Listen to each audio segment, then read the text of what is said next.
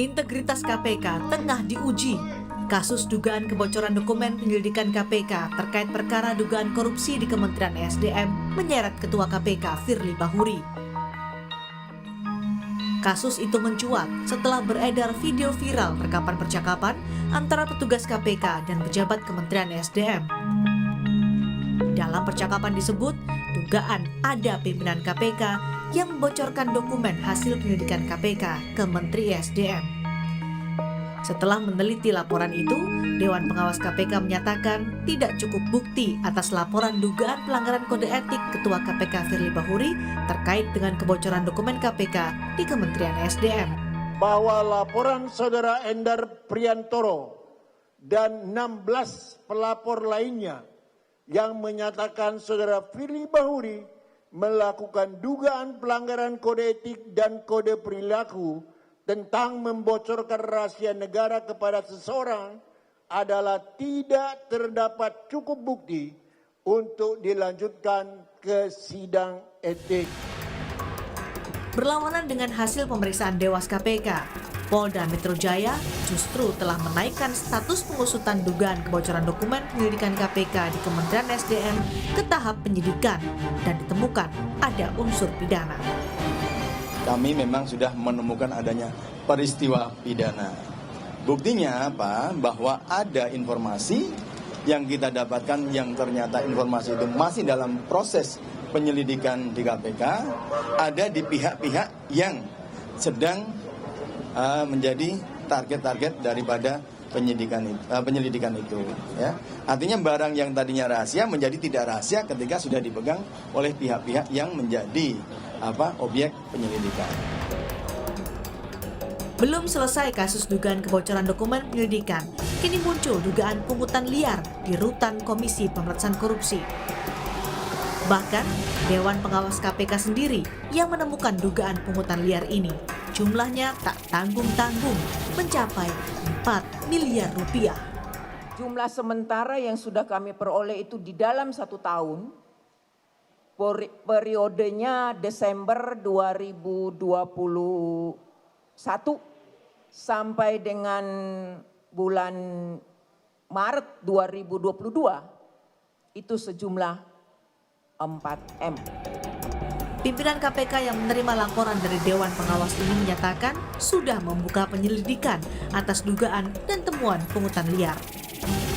Baik kebocoran dokumen penyelidikan maupun ironi pungutan liar di lembaga anti korupsi ini harus menjadi bahan evaluasi sekaligus mempertaruhkan integritas KPK. Tim Liputan Kompas TV. Terima kasih Anda masih di Kompas Petang. Saudara, integritas KPK tengah diuji.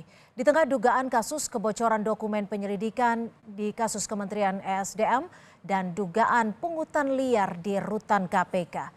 Bagaimana Ketua KPK harus bertanggung jawab? Kami akan bahas bersama mantan Komisioner KPK, Pak Saud Situmorang, dan juga anggota Komisi 3 DPR RI dari fraksi PDI Perjuangan, Pak Trimedia Panjaitan. Terima kasih Bapak-Bapak sudah bergabung bersama kami di Kompas Petang. Terima kasih Mbak.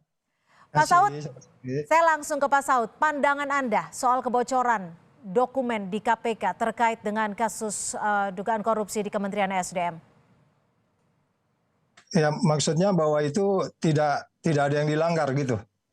Menurut Anda, apakah kebocoran dokumen ini dugaannya memang betul terjadi atau seperti apa?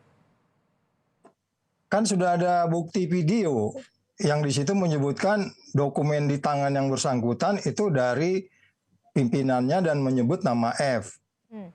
Walaupun video itu disebutkan oleh Dewas disebutkan ada video itu diakui, tapi itu tidak dianggap menjadi bagian dari bukti bahwa ada yang disebut sebagai kebocoran yang dalam arti ini bahwa pimpinan melakukan hubungan langsung atau tidak langsung dengan pihak yang ada kaitan dan yang ditangani oleh KPK. Jadi kalau dikatakan itu peristiwa pidana, ya itu pasti. Kenapa? Makanya Polda Metro Jaya berani mengatakan ada bukti. Tapi kemudian kalau Dewas mengatakan itu tidak ada persoalan etik, ya ini sangat paradoks satu sama lain. Kalau ada persoalan pidana, pasti ada persoalan etiknya dong. Jadi makanya saya katakan argumentasi, nalar dan logika hukum dari para ahli yang berada di sana, kan itu mereka ahli-ahli tadinya ya.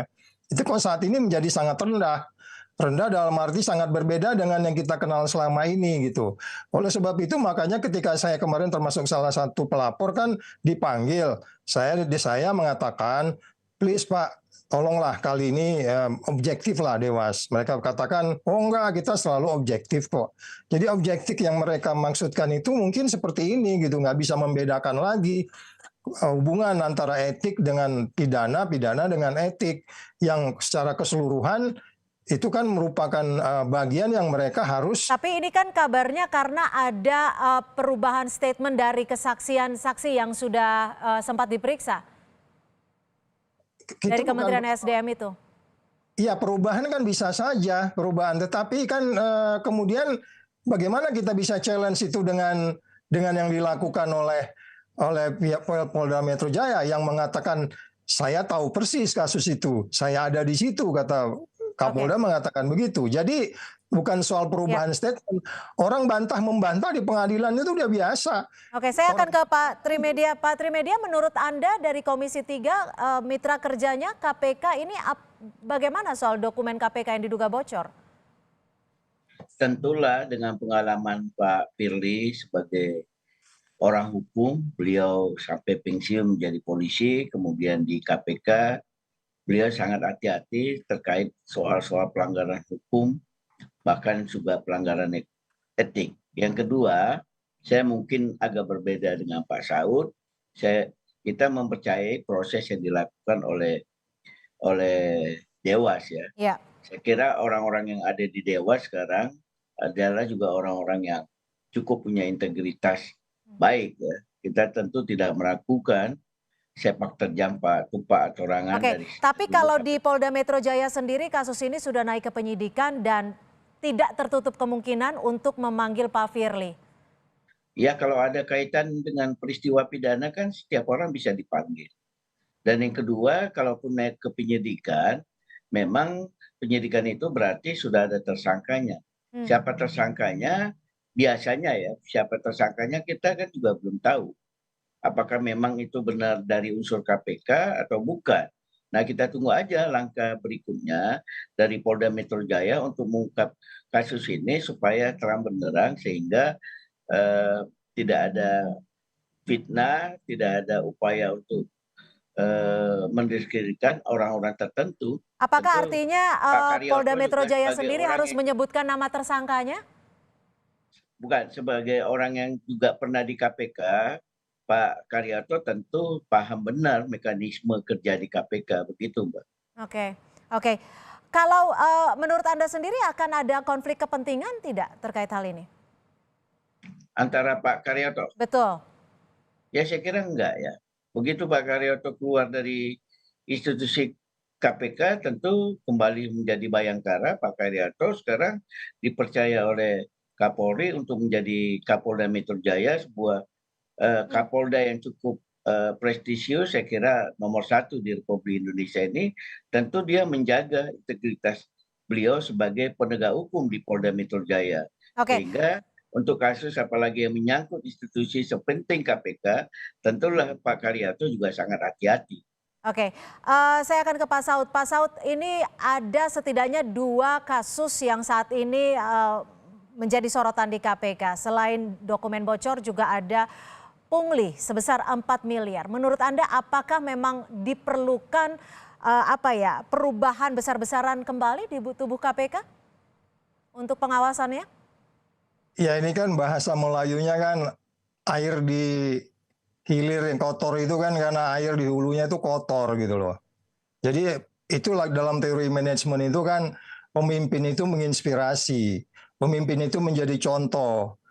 Ya kan, jadi sekali lagi kalau umpamanya pun kita katakanlah ada perbedaan antara perilaku top down kepemimpinan dengan perilaku egalitarian daripada semua pegawai KPK, itu kan persoalan yang sedang terjadi di sana gitu. Sedangkan dari Dewas sendiri kita sudah bisa lihat gitu, mereka bisa proaktif mengawasi pegawai di bawah. Kan mereka Oke. katakan kasus ini proaktif mereka. Tapi kenapa nggak bisa proaktif ke pimpinan gitu? Sampai Artinya melempem, tidak bisa proaktif dan tidak bisa menunjukkan powernya seperti itu? Oh iya, jadi itu terlihat sekali. Jadi mereka ke bawah, walaupun dalam ekspos kemarin juga itu nggak jelas 5W1H-nya. Uang itu digunakan untuk apa? Itu kan seharusnya kalau ekspos gitu jangan kayak doorstop lah. Jelas lah bicaranya itu siapa berbuat apa, untuk apa uang itu. Uang itu apa untuk menguasai satu ruangan? Kan nggak mungkin ruang di KPK Gedung Merah Putih itu kan kecil itu. Jadi saya pikir itu uangnya itu berimplikasi lebih luas itu, bukan hanya sekedar untuk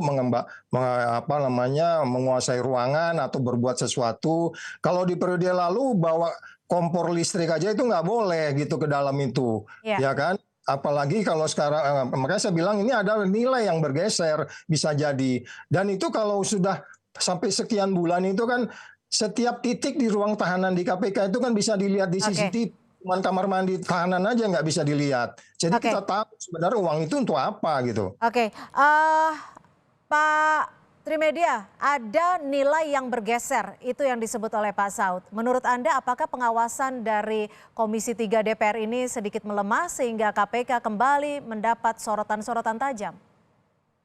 Saya kira enggak ya. Kita tetap kritis terhadap KPK, kita tetap mengawasi secara ketat kepada KPK. Kita juga meminta KPK juga apalagi di tahun politik ini juga supaya mereka juga objektif dalam penanganan perkara, tidak ada upaya tebang pilih. Tapi apa yang terjadi di rutan itu saya pikir itu memang sesuatu hal yang segera harus diperbaiki. Lalu Karena evaluasinya seperti apa dong? sepanjang pengetahuan kita, tahanan-tahanan apa yang dikatakan oleh Pak Saud itu sangat ketat. Nah, kenapa terjadi seperti itu? Saya kira itu yang perlu diuraikan lebih lanjut oleh pimpinan KPK nanti, sehingga kita tahu di titik-titik mana. Apakah juga pengawasan internal di KPK ini yang sudah berkurang? Itu yang harus Lalu dipahami. evaluasinya seperti apa yang akan dilakukan oleh Komisi 3 secara konkret? Apakah akan ada bentuk pemanggilan? Ya tentu kita akan mengundang KPK dan kita juga akan menanyakan kenapa hal itu bisa terjadi. Tapi kita juga tidak ingin mengganggu kinerja KPK yang sekarang juga banyak mengerjakan perkara-perkara yang besar sehingga mereka juga tidak terganggu fokusnya.